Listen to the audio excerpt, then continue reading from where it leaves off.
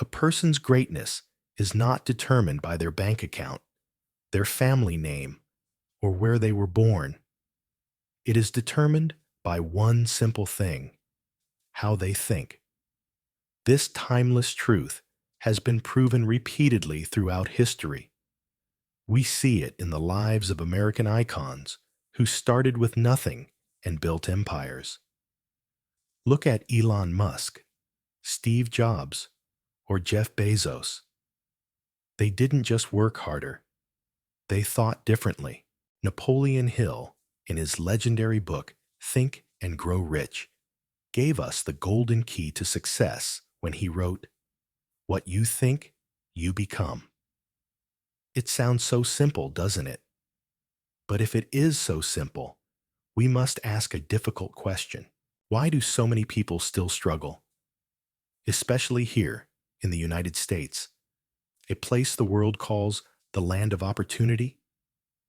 Why do some people rise to the top while others remain stuck at the bottom, fighting just to survive another day? Is it bad luck? Is it a lack of resources? Or is it something deeper? Perhaps they fail to see their own potential. They fail to understand how the world actually works. Today's story will uncover the answer to these questions.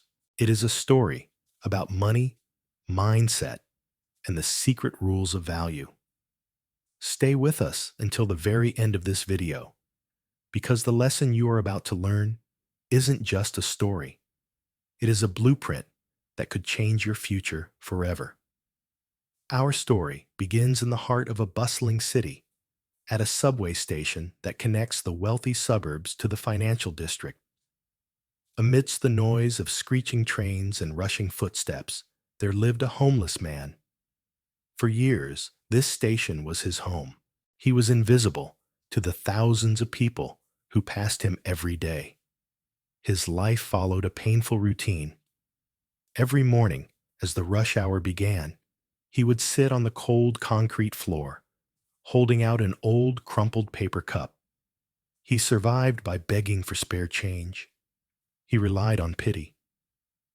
"Please, help me," he would whisper. "Anything helps." Most people looked away. Some walked faster. A few, out of guilt, would drop a quarter or a dime into his cup without even making eye contact. To them, he wasn't a person. He was just an obstacle in their path. And deep down, the man began to believe he was nothing too. One crisp morning, the atmosphere in the station changed. A sleek luxury car pulled up to the curb near the station entrance. The door opened, and out stepped a businessman. This man was different. He wore a perfectly tailored suit that probably cost more than the homeless man had earned in his entire life. He carried a leather briefcase and walked with a posture of absolute confidence, a man who knew exactly where he was going. Watching him, the homeless man felt a spark of hope. He thought to himself, "Look at him. This man must be incredibly rich. A few dollars means nothing to him. If I ask him, surely he will be generous." The businessman walked toward the subway entrance. The homeless man took a deep breath, gathered his courage, and stepped into his path. He stretched out his shaking hand, holding the paper cup forward. "Sir," he said, his voice trembling, "could you spare some change? I haven't eaten today." The businessman stopped.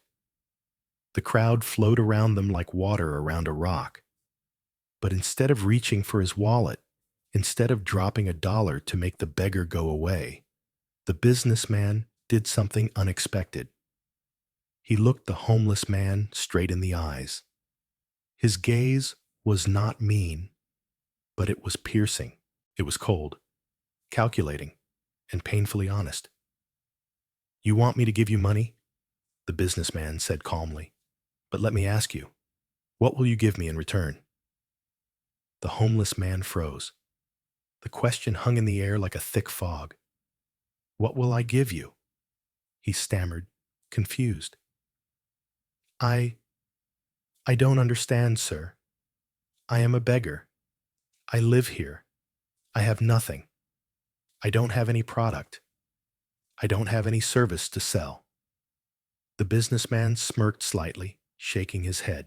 That is exactly your problem, he said. You think you have nothing, so you offer nothing. He took a step closer, lowering his voice so only the man could hear. Listen to me. I am a businessman. In the world of business, there is no such thing as a one-way deal. I believe in fair exchange. If you provide value to me, I will gladly pay you. I will pay you for a service, for a product, or even for an experience. The businessman paused, letting the words sink in. But if you have nothing to sell, then I have nothing to buy. Why should I give you the rewards of my hard work if you offer zero value to the marketplace? With that final truth, the businessman tapped his card on the turnstile and disappeared into the crowd. The homeless man stood there, stunned. He felt humiliated. He felt angry. His first thought was, how cruel. He has so much, and he couldn't spare $1? But as the day turned into night, the anger faded, replaced by something else. The businessman's words kept replaying in his mind, over and over again. If you do not create value, you cannot ask for rewards. No value, no money.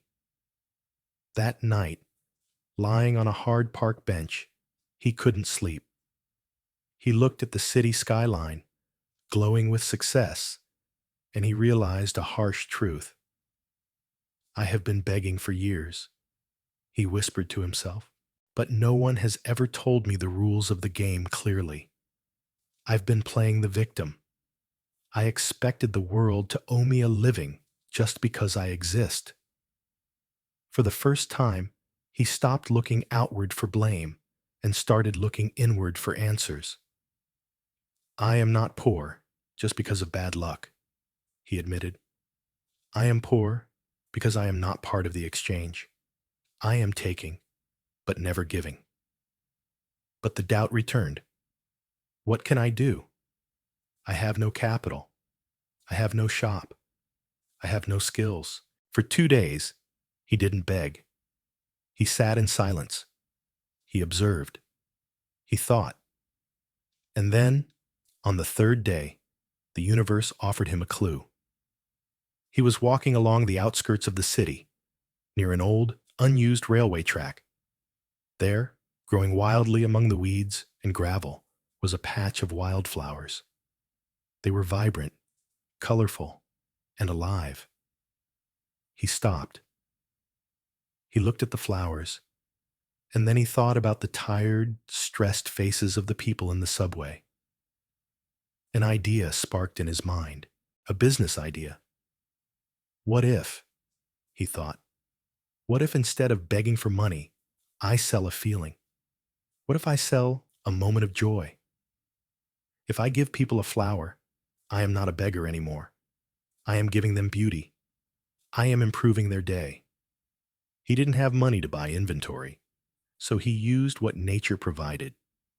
He carefully picked a large bunch of the best flowers. He found some discarded string and tied them into small, neat bouquets. With a heart pounding with nervousness, he returned to his spot at the subway station. But this time, his posture was different. He wasn't sitting on the floor. He was standing. A lady walked by. Usually, she ignored him. He stepped forward, smiled warmly, and held out a flower. "Ma'am," he said gently, "this is for you. A beautiful flower for a beautiful day." She stopped. She looked at the flower, then at him. Her guarded expression softened. She smiled. "Thank you," she said, taking the flower. She opened her purse and handed him a dollar bill. Not with pity, but with gratitude. It worked. Throughout the day, a miracle happened. People didn't turn away. They stopped. They smiled. They paid him. He realized the law of economics was working for him. When he had a product, the flowers, people were happy to exchange their money for it. When he ran out of flowers, the money stopped. He was no longer begging. He was trading. Weeks passed. The man reinvested his earnings. He bought better clothes. He bought ribbons for the flowers. He started buying fresh roses from a wholesale market when the wildflowers ran out. One morning, he spotted the businessman again. This time, the man didn't hesitate. He walked up to him, standing tall, looking him in the eye. "Hello, sir," he said.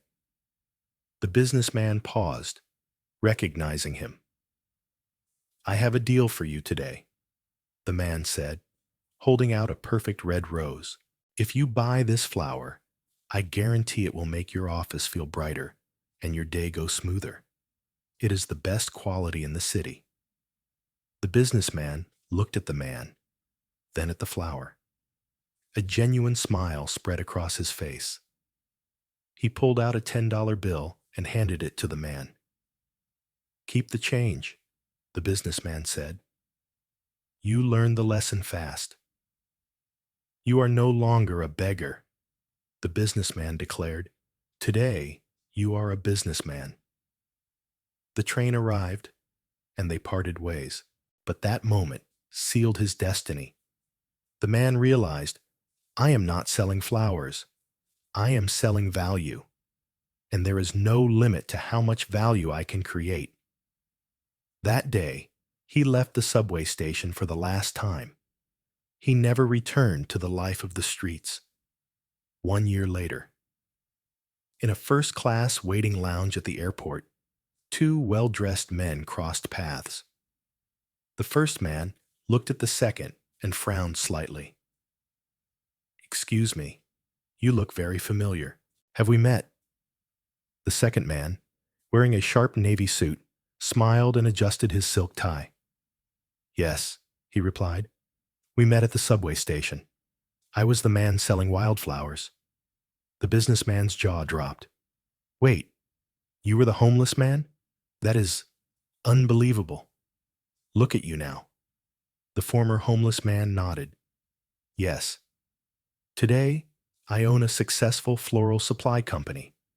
I supply flowers for weddings and corporate events across the city. I am flying to meet new partners to expand the business." "What changed?" the businessman asked in shock. "How did you make such a quantum leap?" The man replied calmly, "You taught me the golden rule of capitalism. We only receive money when we create value." That day, I stopped seeing myself as a victim of circumstances, and I started seeing myself as a creator of value. I stopped asking, "What can I get?" and started asking, "What can I give?" My friends, this story is not just about a beggar and a businessman. It is about you. Life is shaped by how we see ourselves. If you believe you are small, the world will keep you small. If you believe you have nothing to offer, you will receive nothing in return. But if you discover the potential inside you, if you find your wildflowers and offer them to the world, the American dream is within your reach. Don't limit yourself. Stop waiting for handouts. Start creating value.